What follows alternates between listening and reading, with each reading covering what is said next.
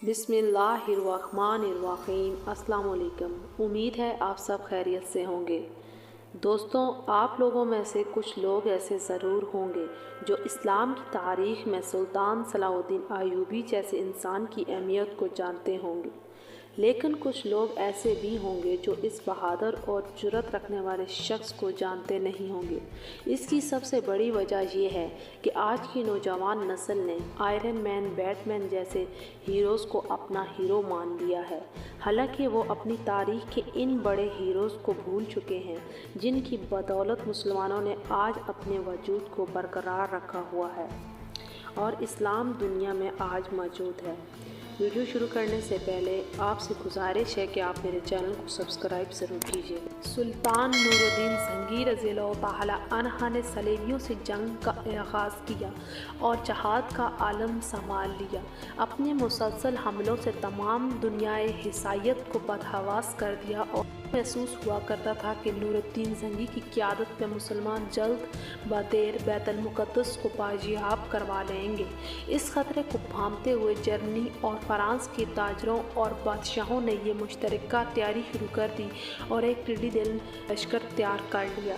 उस लश्कर ने आलम इस्लाम पर चढ़ाई कर दी। सुल्तान नूरुद्दीन ज़ंगी ने इनके साथ मुकाबला किया और मुकाबला करते हुए अपने मुल्क को बचा लिया।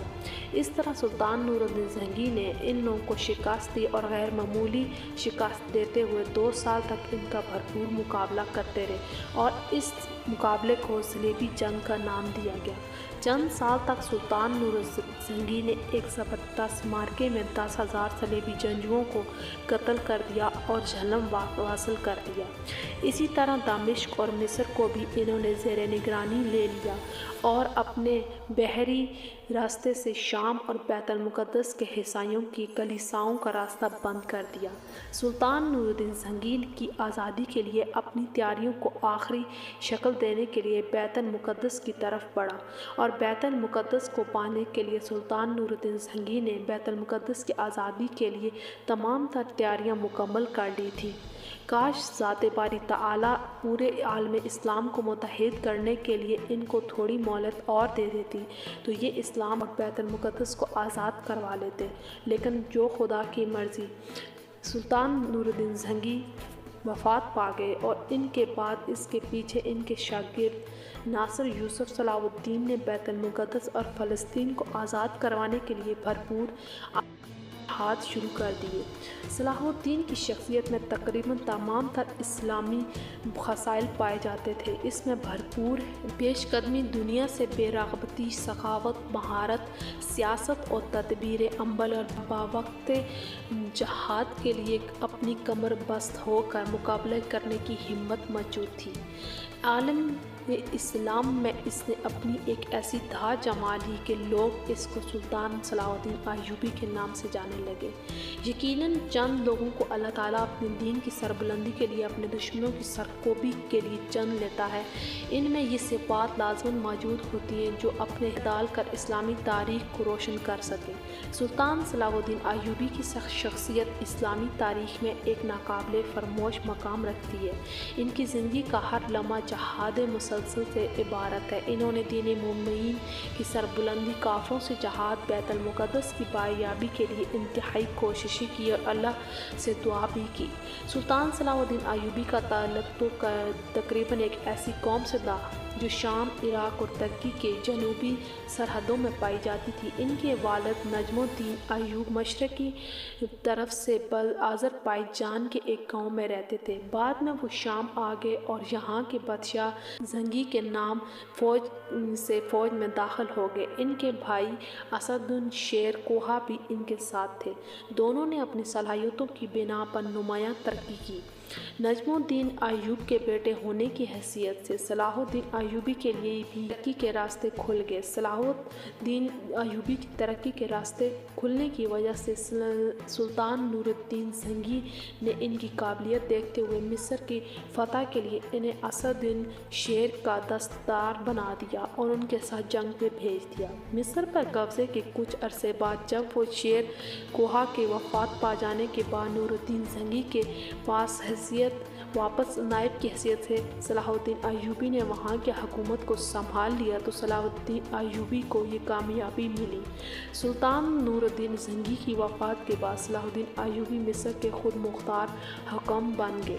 بعد ازاں انہوں نے دمشق، شام کی چند چھوٹی ریاستوں کو بھی اپنے ساتھ ملا لیا تھا اور ایک عظیم و عالی شان سلطنت کے ساتھ آگے بڑھے۔ صلیبی حکمرانوں کے متحد طاقت کا مقابلہ کرنے کے لیے ان کے پاس ایک مؤثر سیاست اور ریاست موجود تھی۔ اس سے قبل سلطان کی زندگی ایک عام سپاہی کی سی تھی، مگر حکمران بننے کے بعد ان کی طبیعت میں عجیب تبدیلی آئی۔ انہوں نے راحت و آرام سے منہ موڑ لیا، محنت اور مشقت کو خود پر لازم کر لیا۔ انہوں نے دل میں یہ خیال جما لیا تھا کہ اللہ کو ان سے کوئی کام بڑا لینا ہے جس کی ساتھ عیش و آرام ضروری نہیں ہے۔ وہ اسلام کی نصرت اور حمایت اور جہاد فی سبیل اللہ کے لیے کمر بستہ ہو گئے۔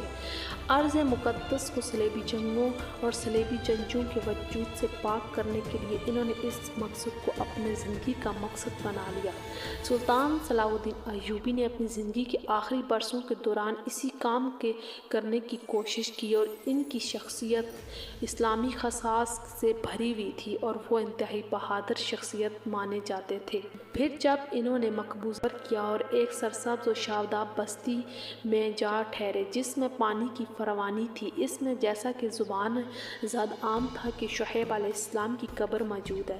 اس بستی کے قریب ہی سلطان صلاح الدین ایوبی کا صلیبیوں سے ایک معرکہ ہوا تھا جو کس قدر سخت ہوا تھا، چلیں آئیں ذرا اسے جانتے ہیں۔ اس طرح اس معرکے سے قبل سلطان صلاح الدین ایوبی کی حالت مضبوط، قوت بازو لشکر کے ساتھ جرأت کے ساتھ لڑنا اور جانثاری رکھتے تھے۔ سلطان صلاح الدین ایوبی نے اللہ تعالیٰ کی عطا کردہ ان تمام نعمتوں اور قوتوں کو صلیبیوں کے مقابلے میں کرنے کے لیے استعمال کیا اور اینٹ سے اینٹ بجا ڈالی۔ انہیں یہ خبر ملی تھی کہ یہ جو چراگاہ ہے صلیب کی بیچاری اپنے ایک لشکر سمیت اٹھ رہی ہے۔ سلطان نے اپنے لشکروں سمیت حطین کے علاقے بحر تحبیریہ کے عربی پہاڑ پر ان کے قریب ہی خیمہ زد ہوئے۔ انہوں نے صلیبیوں کو ابھارا، انہیں وہاں سے نکال کر ایسے علاقے کی طرف کامیابی کے ساتھ لے گئے جہاں پانی موجود نہیں تھا۔ راستوں میں جو چند چشمے اور تالاب بھی تھے انہیں بھی سلطان صلاح الدین ایوبی نے مسلمانوں کی مدد سے ناقابل استعمال بنا دیا تھا۔ چند مسلمان اور صلیبی ایک دوسرے کے قریب ہوئے تو شدید پیاس سے صلیبی بہت تنگ ہو گئے۔ ان کے باوجود وہ مسلمانوں کے ساتھ لڑتے رہے۔ بہادر اور صبر سے شجاعت سے جب مسلمانوں نے ان کا مقابلہ کیا تو وہ آگے بڑھ کر کامیابی کے ساتھ لڑ نہ پائے۔ تب ان کے ہاں یہ بات سرگوشی کرنے لگی کہ ہمیں پلٹ جانا چاہیے۔ اس دوران دشمن کے ان گنت گھوڑا سواروں کو جنم حاصل کیا اور ان صلیبیوں نے بار بار پانی والی جگہ کی طرف بڑھنے کی کوشش کی، لیکن وہ سمجھ بیٹھے تھے کہ شاید اب پیاس ہی ہماری کثیر تعداد کو مرنے کے لیے چھوڑ دے گی۔ اسی طرح وہ آگے بڑھتے ہیں اور چشمے زن میں ایک نوجوان مسلمانوں کی صفوں سے بجلی کی طرح نمایاں ہوتا ہے اور ان صلیبیوں کی صفوں کے سامنے سینہ تانے کھڑا ہو گیا جسے موت پر بیعت کرنے والے لڑتے ہیں۔ ایسی بے جگری سے لڑا کہ دشمن حیرت شد ہو گئے اور پھر دشمن اس پر ٹوٹ پڑے اور اسے شہید کر دیا۔ اس کا شہید ہونا کیا تھا کہ پیٹرول میں زنگ خزانوں میں آگ سلگ جانی تھی۔ مسلمان طیش میں آ گئے اور انہوں نے سینوں میں جوش انتقام کا طوفان ٹھاٹے مارنے لگا، لہٰذا انہوں نے ایسے نعرے تکبیر بلند کیے کہ جیسے کائنات کے کناروں نے سنا ہی نہ ہوگا، افق عالم نے جس کا جواب دیا ہوگا۔ پھر مسلمانوں نے صلیبیوں پر ایک زوردار دھماکہ کیا اور جانثاری کے ساتھ مقابلہ کیا، جنہوں نے صلیبیوں کے صفوں کو تہس نہس کر کے رکھ دیا۔ صلیبی فوج کے سربراہ بھی ان سے نا امید ہو کر بھاگنے پر مجبور ہو گئے۔ اس نے میدان جنگ سے فرار ہونے کی کوشش کی، لیکن یہ کیسے ہو سکتا تھا کہ اس نے اپنا ایک گھوڑا سوار دستہ کھڑا کیا اور قریبی مسلمانوں پر حملہ ہوا تاکہ بھاگنے کے لیے کوئی راستہ مل سکے، لیکن اسی جانب سلطان صلاح الدین ایوبی کا بھتیجا موجود تھا جس نے ان کو بھاگتے ہوئے دیکھا۔ ایک مصیبت زد اور مایوس آدمی کی مان یہ لوگ بھاگ رہے تھے۔